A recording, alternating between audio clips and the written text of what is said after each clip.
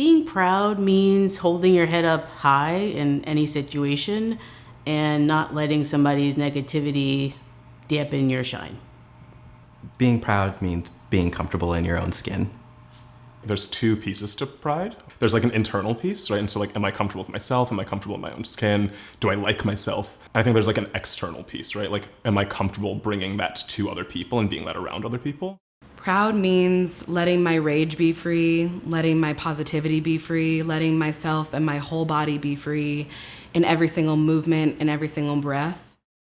I would say that one of my favorite prides was when I was in DC, and that's like also known as Chocolate City, and they have a separate pride. They have regular pride, which everybody joins in, and then they have Black Pride, and that was amazing. That was the first time I saw a stripper who had like those beads that come out of orifices. I had a good time. The thing that I really like about Pride in Portland is that giant rainbow flag that they parade out. I don't know, it just makes me feel like a happy little kid every time I see it and get to like run under it with everyone else, and I love that. One year I wore these jean shorts that had so many holes in it. I wore this like technically assless underwear, and so like just like my butt crack was like just a little bit sticking out, and I had this like holographic crop top on, and like my hair was all blue. And I was like towards the end of the Pride Parade, and this like young kid came running up to me and like gave me their flag and was like, I think you're really hot. And it's like, thank you so much. Thank you for noticing. And I was just like so happy. This like baby queer was just like so excited to like share this moment with me and like give me their flag. And it was like super cute. My first Pride ever was Los Angeles Pride. It was 2012, and that was the first time that I was like, Mom, Dad, I'm going to Pride, I'm driving my car there. And we got little like Obama Pride stickers that I kept for forever, and like Obama Pride posters that I like put on my dorm room at college. And it was just a really great day. I remember just sitting on the grass and just being really proud. As cheesy as that sounds, that was my very first Pride that I ever went to. If you imagine Pride, you're probably seeing a bunch of like shirtless, cisgendered, able-bodied dudes, like, and probably white dudes, maybe like in like a harness or like a leather cap or something, or like rainbow underwear, and it's always that same image. And you're probably not thinking of people of color. You're definitely not thinking of anyone that is disabled in any way. Probably not thinking of femmes, and like it's like there's like a lot of people that are left out of it. The party celebration of Pride is really beautiful and really fun in a lot of ways, but it definitely is distracting. And like, again, like there's a whole group of people that society has betrayed, and that like we either do physical violence to, or we do emotional violence to, by just erasing their experience and their existence. Fact of the matter is, there's so many different ways to be a queer person. If you don't see yourself represented as a person of color, like it doesn't feel comfortable for you, it doesn't feel welcome for you. Like there's something to be said for looking around and seeing your experience represented and seeing people that look like you and feel the same things you're feeling. Pride, just the way in regular life, doesn't try to get to know other people. Like they really can keep their circles small. Historically, when you are marginalized, you're not necessarily going to try to sit at the table. You just have to make your own table. So the Black Lives Matter movement coincides with Pride because Pride wouldn't exist without Black Lives Matter movements happening since the dawn of time. Black people have set the blueprint for marching for our rights, for getting into the streets and getting in people's faces and being loud about it. There's a reckoning happening right now nationally, and definitely within the Portland level. BLM Portland, Maine is doing a lot to amplify queer voices. All of this exists because of what Black queer people. So how are we lifting up these voices and making it centered around Black queer people? Because when we're including Black queer people from the margins, everybody on the inside of those margins is going to be included. It's just calling people to wake up, and this happening in the midst of Pride Month couldn't be any more beautiful. Like, Pride was a riot. Pride was started by Black trans women, and this is exactly how it should be celebrated. It should be celebrated alongside activists of Black Lives Matter, because that's our place. These movements exist because of us. This whole movement is all about like humanity and trying to like have one's humanity recognized, whereas Black Lives Matter is saying, I'm a human, give me my rights. Pride is celebrating being a human, celebrating having those rights. And so I think they're definitely related. Just looking at the amounts of violence that especially like femmes of color get, and especially like femme trans folk of color, it's pretty scary. And I think that like that's something that's not oftentimes talked about. And I think that if we gave more space for that in the Pride movement, that we would see a lot of like really positive change just for like a lot of double marginalized populations. Pride is a very good opportunity to hook into the Black Lives Matter movement. It needs to keep going. People need to kind of put in the work and keep educating themselves and keep talking about it.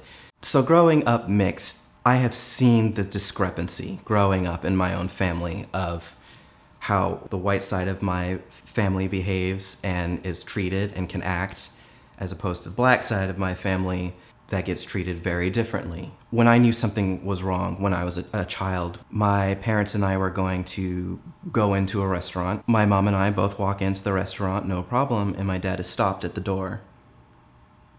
And I remember looking at him and looking at the guy that stopped my dad and being, because I didn't understand what was happening. And the guy was like, "Who are you with?" basically. And my dad just was like, I'm going with my family. And the guy looked at me and my mom, and he was like, "Oh, okay," and backed away and let my dad proceed. And I just remember thinking, what was that? And I could see my dad clearly angry and wanted to say something and do something in that moment, but did not. People in Portland really feel like they know about the Black experience because this is a traditional liberal space. And I'm just here to say, you don't know about our experience and you guys have a lot to learn. Portland is the most racist place I've ever lived. And I say that with complete honesty, and people are very often very taken aback by that and very concerned and very confused. Even when living in Texas, living amongst a conservative background, you're still around Black and brown people. Black and brown culture is intertwined in Southern culture. Black and brown culture is the reason why a lot of Southern culture exists. Moving to California, obviously, there's a large Latinx, Hispanic population there and Asian American population. Moving to Missouri, around a diverse community. Moved to Brooklyn, hugely diverse community. Moved to Portland, Maine, not a diverse community at all. It's like that within the Black community here. Like, we're so concerned with wanting to make sure that we're protecting ourselves from just like the overwhelming whiteness here, that we sometimes exist within a bubble, so it's just hard to have a cohesive Black community here whenever the white folks here are really, really determined to try and pick apart the Black community and put us into separate boxes. Pride isn't separate from the world at large, right? The messages that we are given during Pride and that have upheld Pride are just all part of the messages of pop culture. And so if you look at pop culture, look at what society has given us, we have not given us an even playing field. We have not given us representation that is actually accurate to people's experience and of just the diversity that we see in the world around us. If it is hard to be a queer person amongst a bunch of folks that are not queer, if it's hard to be a Black person amongst a bunch of folks that are not Black, imagine that intersection, right? And the special new challenges that exist there. Imagine how hard it is to just navigate through the world with any type of disability. And then when do you see any disabled folks as the lead, romantic lead in something, right? And so it's remember intersectionality, that all these things coinciding together. Also, as a term, intersectionality is from Kimberly Crenshaw, who is a woman of color, and no one ever credits her, so thank you, Kimberly Crenshaw. With every marginalized identity a person has, their experience gets that much harder and that much more nuanced, and that's why exposure to that is so important, and we can't erase anyone's experience. Well, I love that advice of things will get better, but also if things don't get better, you can get better. If things around you aren't getting better, that doesn't mean that you can't get better. And the only thing that you can actually control is yourself. So when, Beyonce would say, revenge, the ultimate revenge is making money. So do what you have to do to take care of yourself, and you will be all right. To be nice to yourself and to find a group of other queer folk that you feel safe with, that are gonna protect you and good at establishing boundaries and looking out for one another is important. If your friend is trying to fit into a mold that doesn't look healthy, help them avoid said mold. If you want to be a part of Pride, if you want to celebrate Pride and be an ally in that space, you are saying that you believe that Black Lives Matter. Also, this reflects back to COVID-19 and the way that folks have largely decided that COVID's over and that I can be out at a BLM protest one day and then out at the bar unmasked with my friends the next day. COVID-19 is a BLM issue. Why? Because Maine has one of the worst racial disparities for COVID-19 infections in the United States. If you're going to be about Black Lives Matter, you're going to be about Black Lives Matter because Black lives created pride. You're going to be about Black Lives Matter because Black lives are the ones that are being killed by COVID-19. You can't choose to be about one issue that affects Black lives and not front for us all the time. I would say for folks that want to be an ally and want to know how to just like keep up the longevity and not get fatigue, first of all, remember that fatigue, although you do need to care for yourselves, everybody needs to care for yourselves, fatigue is a privilege.